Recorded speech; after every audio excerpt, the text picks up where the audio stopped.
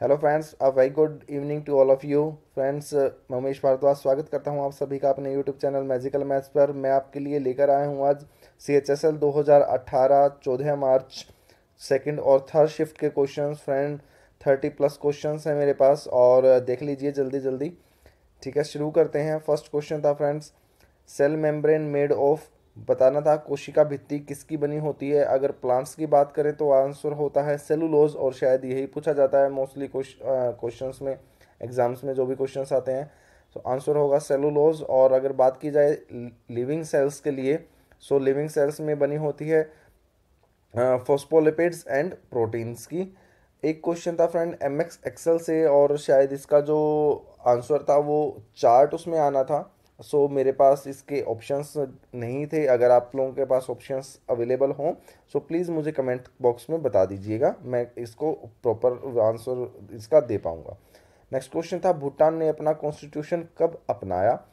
So answer होगा 2008। Next question देखिए, president, vice president and governor का सैलरी इंक्रीमेंट कौन से आर्टिकल में दिया है। आंसर होगा आर्टिकल 77। नेक्स्ट क्वेश्चन था, हृदयनाथ मासेकर पुरस्कार 2017 किसे दिया गया। आंसर था जावेद अख्तर।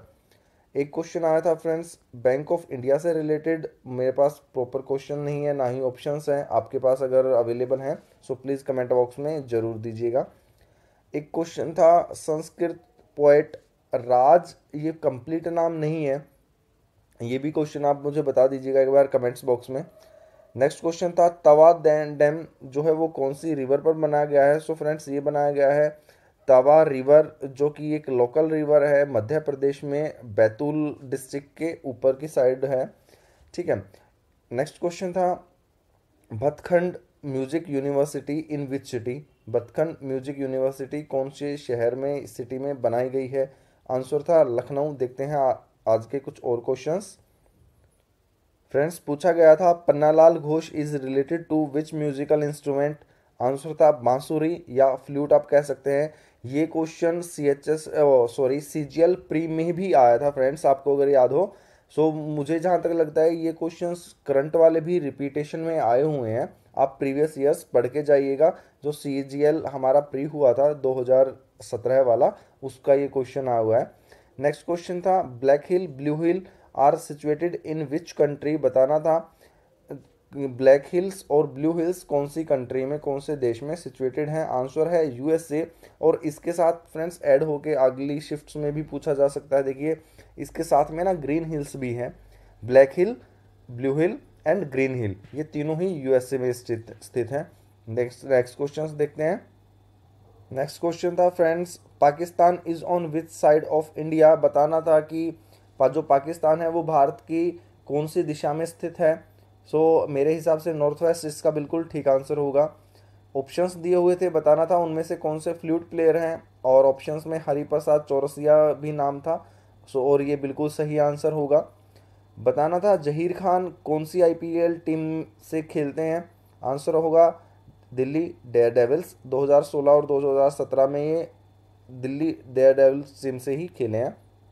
नेक्स्ट क्वेश्चन था, झरोखा किस मुगल एम्पायर ने अडोप्ट किया। आंसर था अकबर। फ्रेंड्स मैं बता देता हूँ ये झरोखा एक्चुअल में होता क्या है कि एक मतलब ऊंची गद्दी होती है, और वहाँ से वो अपने जो अपनी जनता होती है, या मैं कहूँ जो हम उनके होते हैं ना, कि राजा अपनी प्रजा को संबोधित कर सके, एक इस तरीके की एक ऊंचाई पर पोस्ट बना दी जाती है वहाँ से, और उसे झरोखा कहा जाता है। आर्टिकल पूछा गया था जम्मू एंड कश्मीर के लिए, सो होगा आर्टिकल 370। ये तो बहुत इजी क्वेश्चन और प्रीवियस ईयर से क्वेश्चन है। नेक्स्ट क्वेश्चन देखिए, force is equal to mass into acceleration होता है। एक क्वेश्चन इससे रिलेटेड आया था फ्रेंड्स, प्रॉपर क्वेश्चन नहीं था मेरे पास। लैंग्वेज ऑफ भूटान पूछा था, भूटान की कौन सी भाषा यूज़ होती है।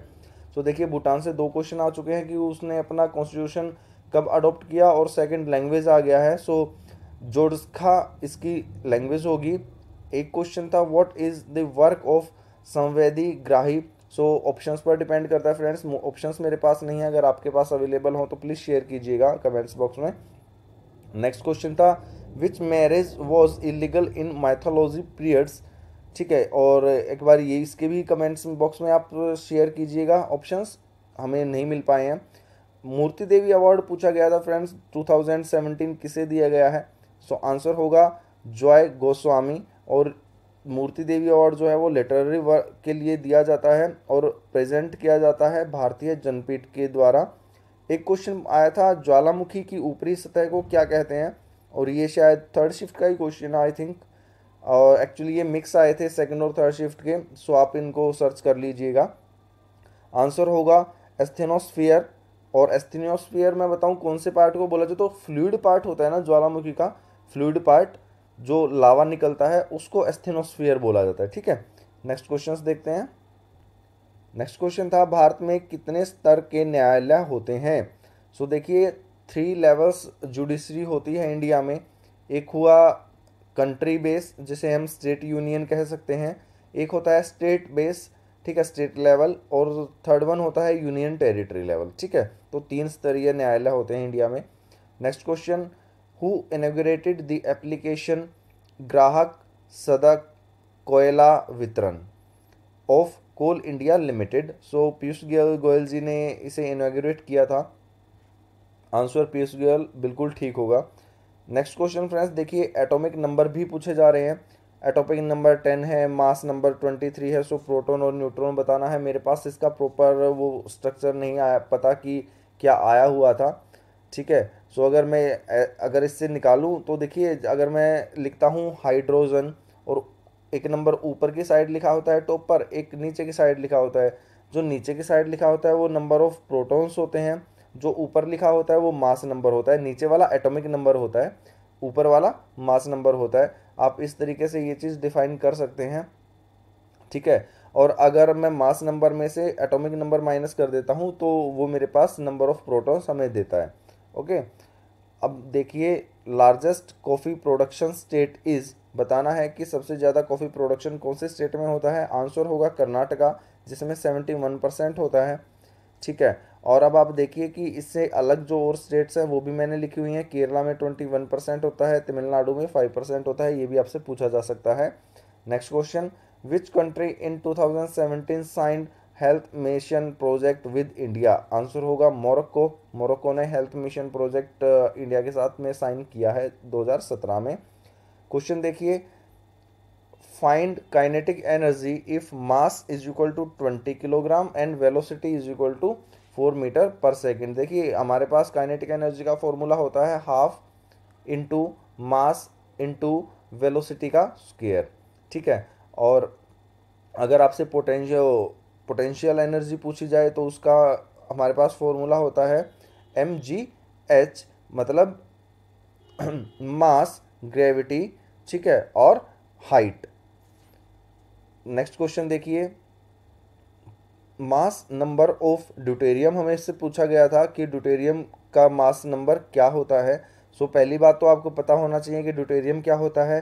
ड्यूटेरियम हाइड्रोजन का आइसोटॉप्स है, और इसे हम डिनोट करते हैं हाइड्रोजन 2 1 से, और जो 2 होता है वो हमारा मास नंबर होता है। जैसे मैंने अभी पहले बताया आपको कि जो ऊपर की साइड लिखा होता है वो मास नंबर होता है, नीचे की साइड जो लिखा होता है वो एटॉमिक नंबर होता है। ठीक है, और आइसोटॉप्स की यही प्रॉपर्टी होती है कि एटॉमिक नंबर सेम रहता है। सो देखिए इसमें 2 हमारा जो होगा वो मास नंबर होगा। उसके 2 और आइसोटॉप्स हैं, प्रोटियम और ट्रिटियम, इनके भी मैंने लिखा हुआ है। 1 जो होगा मास नंबर होगा प्रोटियम का, और एटॉमिक नंबर भी 1 ही होगा।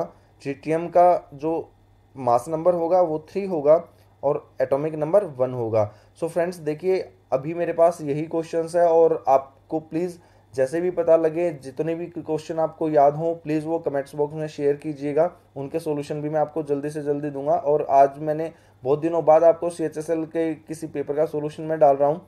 कुछ मैथ्स और इंग्लिश के भी क्वेश्चन मेरे पास आए हैं, वो भी आपको जल्दी से जल्दी अवेलेबल कराएंगे। ठीक है, और आने वाले 1-2 दिन में जितने भी पेपर होंगे उनके मैं सारे दूंगा। अभी हेक्टिक शेड्यूल की वजह से थोड़ा नहीं कर पा रहे थे। अभी मेरे पास ऑथेंटिक सोर्सेज से क्वेश्चंस आएंगे बिल्कुल 100%, और उनके सॉल्यूशंस मैं आपको दूंगा। सो प्लीज़ लाइक कीजिए, सब्सक्राइब कीजिए हमारे चैनल को और शेयर कीजिए हमारी वीडियोज़ को कि और फ्रेंड्स भी देख पाएँ और अपना आने वाला एग्ज़ाम अच्छा कर सकें। So all the very best to all of you. Thank you very much, bye bye, take care.